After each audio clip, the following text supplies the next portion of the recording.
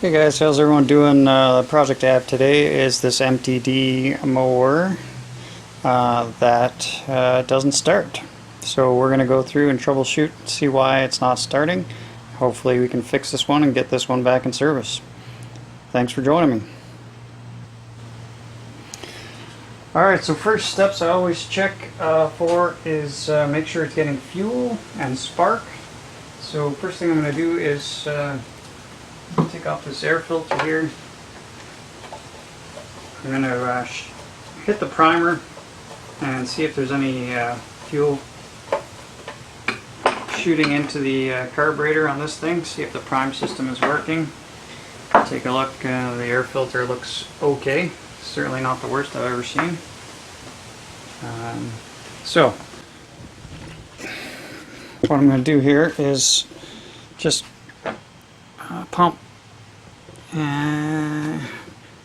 the primer button, and you should see fuel, a spray of fuel shooting across into the carburetor here. Oh, there you go. I know the lighting's not perfect, but there's definitely fuel spraying in there. So it means there's fuel in the tank. It doesn't look like it's great, but sometimes it's hard to tell. There's definitely fuel in there. Other thing I'm going to do is come over here and check to make sure there's some oil.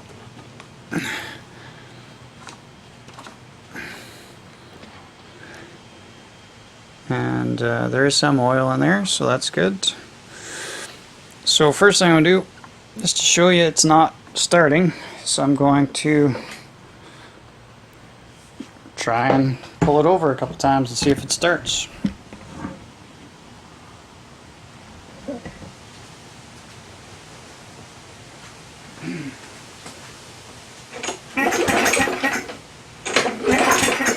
A couple puffs of smoke there.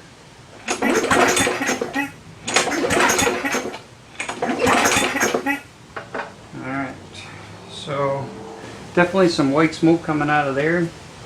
Could be because there's a little bit too much fuel in there, too rich, though that's usually dark colored smoke coming out. White is usually oil related, so let's hope that's not the case. When I was pulling it over, it definitely had some compression. How much I don't know at this point yet without a gauge. But next thing I'm going to do is check for spark, because I do believe it's getting fuel. So what we're going to do is focus in on this area here with our spark tester. And to make it easier for me, I'm just going to loosen off this. Oh, I'm going to loosen off the pull cord.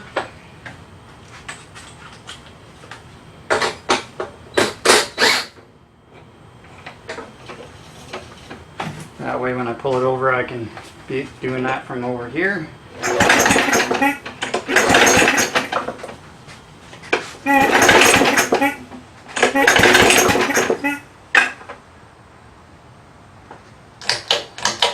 Alright, looks like I've lost power in the garage here.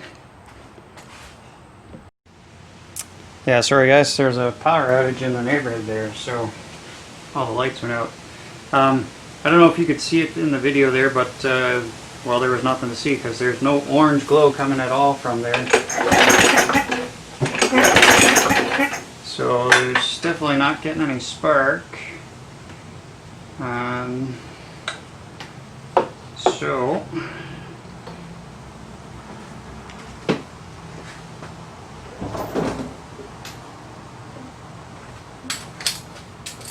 one other way to confirm there's no spark is to take the spark plug out here.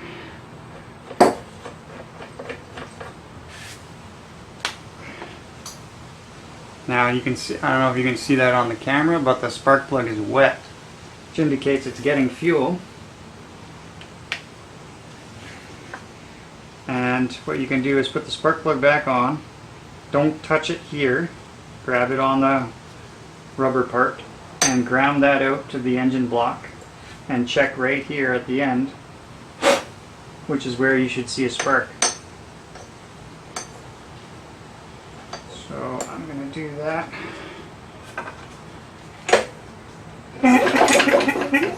And I can confirm there's no spark. So we have an ignition issue. So next thing for troubleshooting an ignition problem, I'm going to leave that out for a minute, is I need to get up and underneath this cover, this plastic cover, and then the engine shroud, take that off to get at the ignition coil. So this looks like 5/16 here.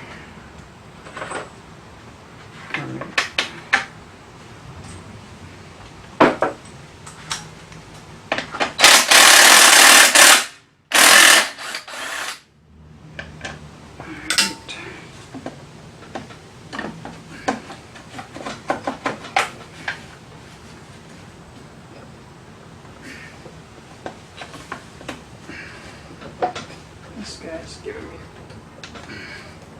a bit of a problem. So what I'm going to do is take 3/8. I'll just take it all off on in one piece. So there's one up here, two more on the side. Oh, that one's missing one. And there we go, the whole recoil comes off. Okay. So, for the ignition coil right here, first thing I like to check is the gap from the ignition coil to the flywheel. Should be about a business card width, about 10/1000ths of an inch if you have a feeler gauge, and that looks about right to me. Next thing I'm going to do is to see if it's a grounding issue. On this particular coil, the ground wire, which is right there, that connection right there, that little wire comes across over here on this side and goes back here to the brake assembly, and there's a ground as well over here. So what I'm going to do is I'm going to take this little cover off right here, so that's a 1/4 inch. Let's take this guy off.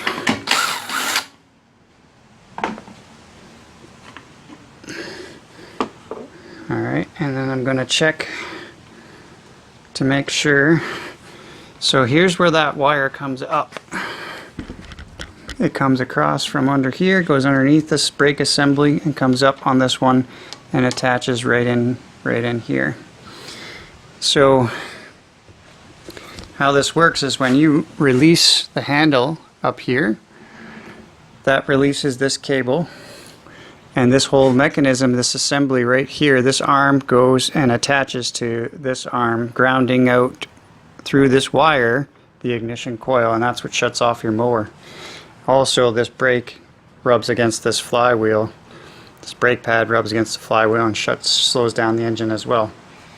Sometimes when you pull the handle, it doesn't move this arm far enough away to create a gap here, and it stays grounded. I've seen that before, but that's not the case. This one's moved quite a bit.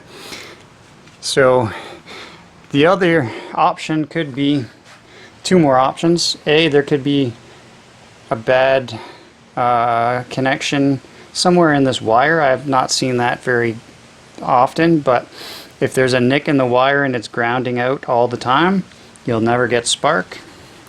So to check for that, what you can do is just completely disconnect this this wire, the ground wire, Just trying to... There we go. So I have this ground wire completely disconnected. So the next thing I can do is I can put the cover back on and try and start it again. If I get it to start, that means that there's something bad. There's a nick in this wire, and I'll have to replace the wire. I haven't seen that very often, so I don't expect that to be the case. The only other option could be that it's a bad coil, not producing spark. So I'm going to go ahead and put this back on.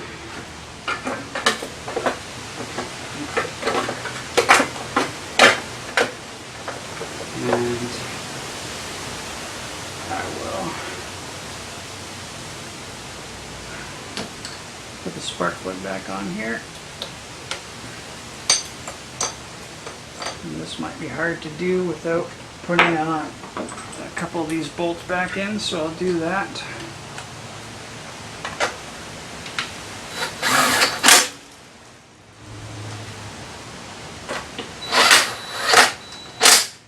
So that holds that on fairly tight.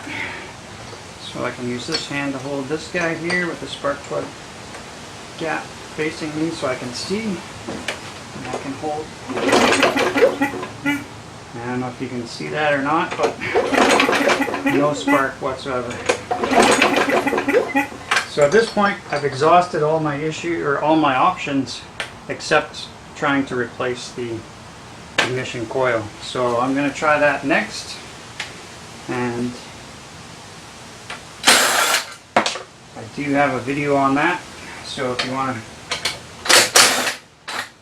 click over to that, I'll link that up in the top right corner there for you.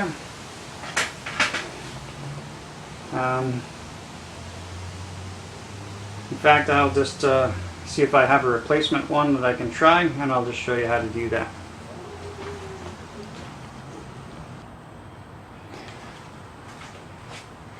Alright, so it's 2/4 inch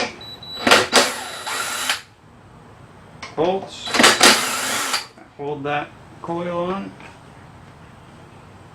And this one happens to also hold the governor, the air vane. So keep that one with it.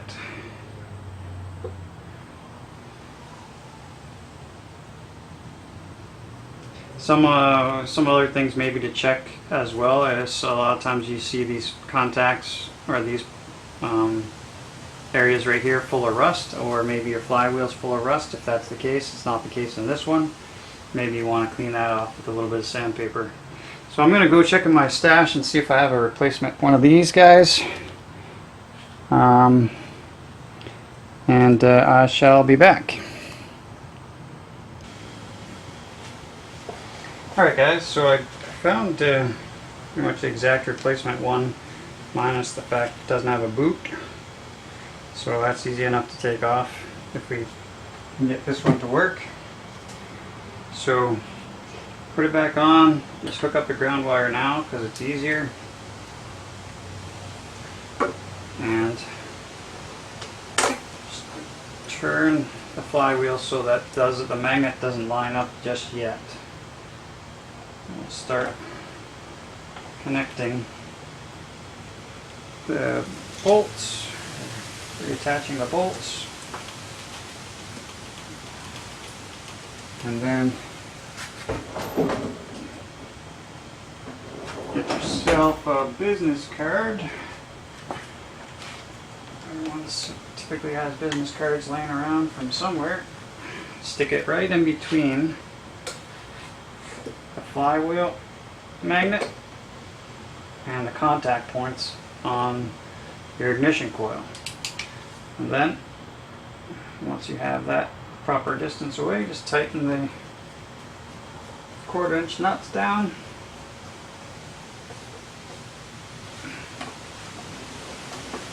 I'm just using the socket just because this one is also attached to a piece of plastic. So once you got that on there, Just twist the flywheel and the card comes straight out. Alright, so now I'm just going to put the cover back on, put the 2 bolts on, 2 remaining bolts that I have left for this thing.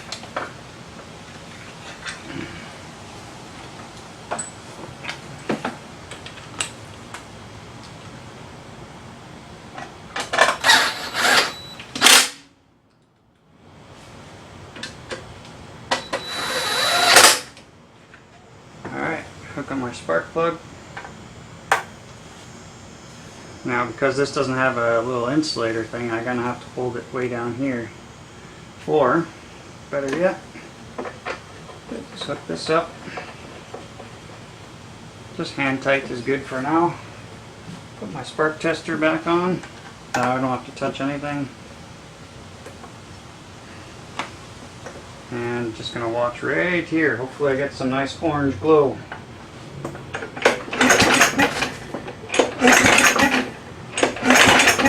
Now, it's going to be very hard for you to see it in this light and the distance you are away, but there was definitely some orange glow there.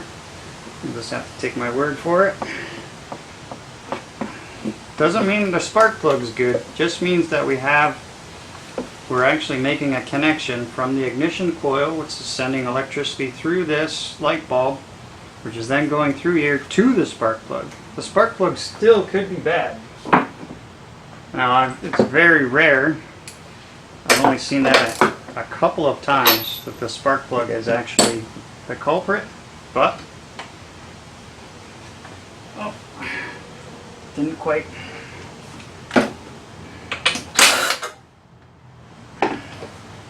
There's actually a little gap for the spark plug wire to go through, and I'm probably going to put that boot, now that I know this ignition coil is good, take this boot off of this guy, just pull it out.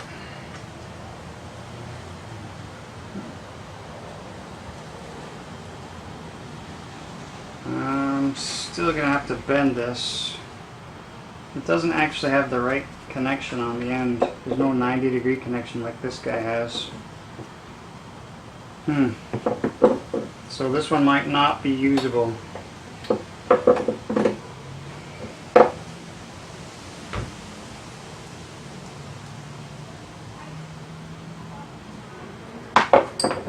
Yeah, because putting this boot on isn't going to make the connection, make that 90.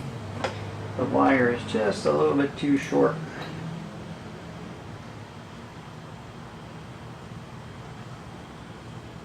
Now, I think what I'm going to do is just bend this whole piece 90 degrees.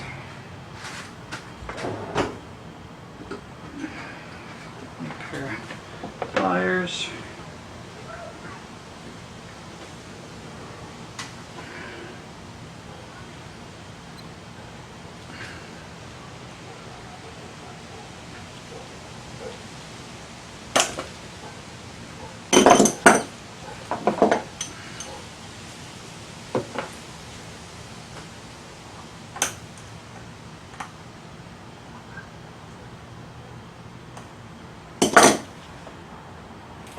There we go.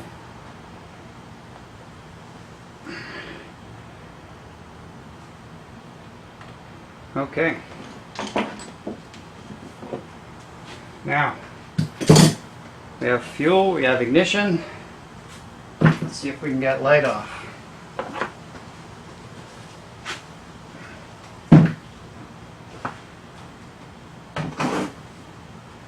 Give it some more juice. Alright, so if I get it running, I'm not going to leave it running for too long on this bench here.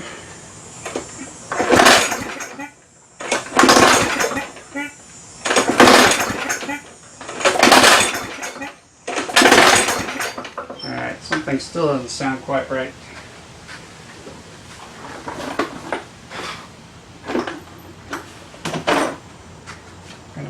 A third screw here, so that nice and tight.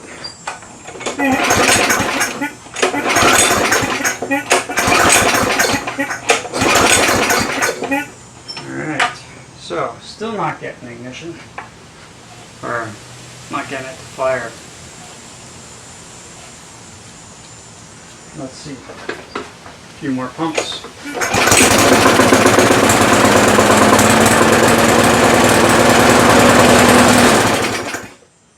Alright, so there we go, we got her started. A little bit of oil coming out here. Could be from someone tipping it the wrong way, or a little bit overfilled with oil. What I'm going to do is take it out the garage, because it did smoke a little bit, and try and let it run for a little bit longer. Definitely has some carb issues, it sounds like. Definitely not running true, not running well. But I'll take you out, try it out there. Alright, so in this test we're going to test the self-propel and maybe adjust the carburetor just a little bit to see if we can get it to run a little bit better.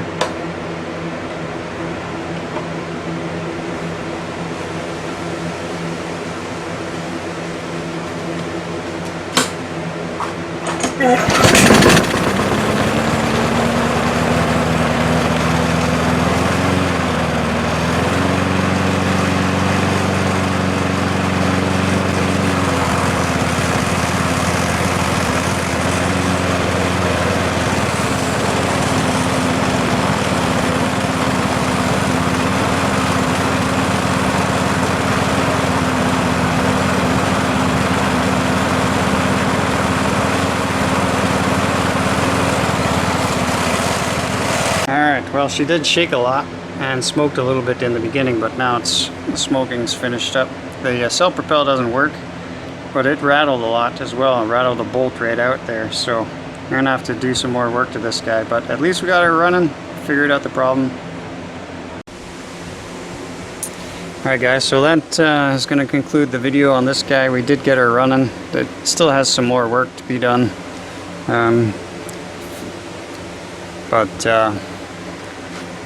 For now, I think I'm going to cut this video off so it doesn't get too long. The next video I think I'm going to show is the self-propel. We're going to diagnose that. So stay tuned for the next video.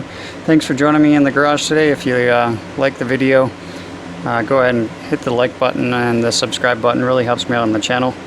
Until next time guys, take care.